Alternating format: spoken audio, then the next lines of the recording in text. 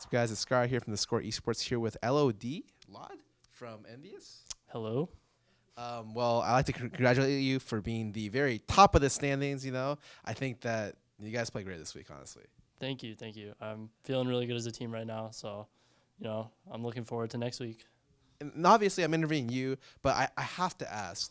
I've watched a lot of members of your teams grow throughout the splits, and one of the people that really stand out to me is Seraph. I think recently his TP play has been phenomenal in terms of his flanking, his initiations are very clean. How does it feel like to play with a player like that? I'm really happy because he's just really confident as a player. Like, he always seems to know what to do, and he's always doing well in lane. And I think he's like a great leader. So it feels really good to play with the top laners as good as Seraph.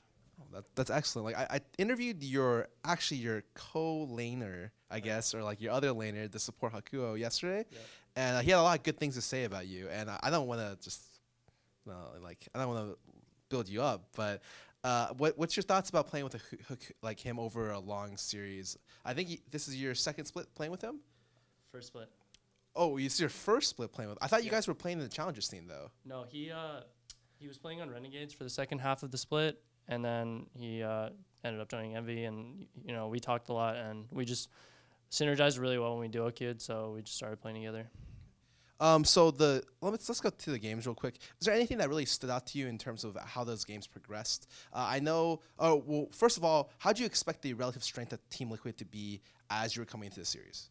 So I think the rest of my team too, we just gave Team Liquid like full respect. They just boot camped in Korea with a lot of other teams, and they have a lot of really good players. So, we thought they'd be a strong team, and I still think they are a strong team. And, we just ended up being a bit better today. Were there any surprises in the draft? Like I noticed that they picked LeBlanc.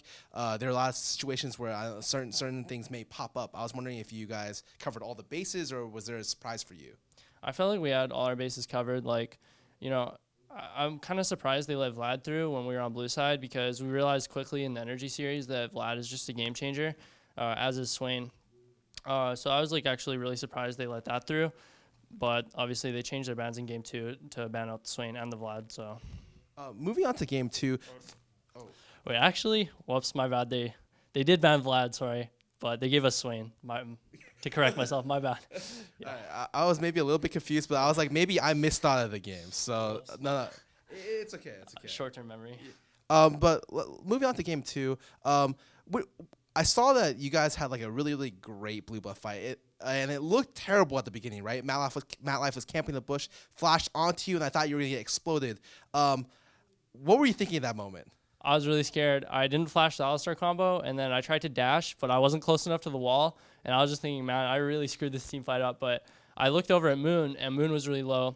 So my thought process was just to burst him as quick as I can to force a Kindred ult and then jump into it. And it worked out really, really well. So I was pretty happy with that. Did you feel like that was kind of the game-changing moment during that game? After that series happened, did you feel like you guys were in full control? Yeah, I felt like we were in the driver's seat because, Ninja is really, really proficient on Kassadin. He knows exactly what to do.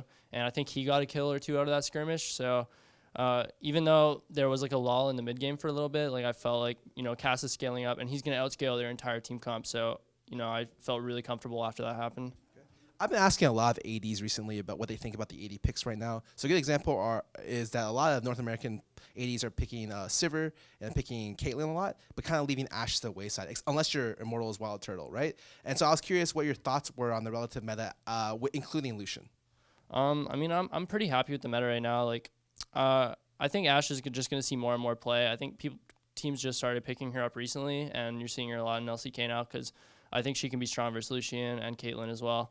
A lot of people are complaining about how small the AD pool is, but I feel like it's always kind of been 4 or 5 AD picks, and I think that's completely fine. Sivir, Lucian, Caitlyn, Ashe. I think I'm missing one, but yeah, those are just the strongest right now. So I can't complain. I'm happy playing those champs. More pointed question, more toward what you guys do outside the game, or I guess inside game during practice. So a lot of bot lanes have different ways of how they improve. So let's say you, Hakuho, run into a problem. You guys are having trouble laning, or what do you guys do? Do you guys talk it out? Do you guys just spam duo queue games together? What's the solution to get better? Well, for one, like, yeah, we actually only duo queue. Like, we never solo queue separately. So I think that helps a lot. If we run into a problem, we're both like super logical players. We don't really get mad or frustrated. We just look at it from like a logical standpoint. You know, if we messed it up mechanically or we just didn't understand the concept of the lane, like we just kind of talk it out. And yeah, it's really, really easy to work with Hakuho.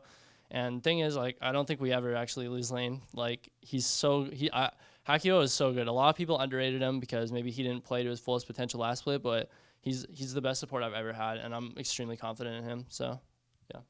Well, that's actually great to hear. Like, you sound really confident, and honestly, I feel like you should be to some extent. You 2-0'd the week, and currently you're rank 1.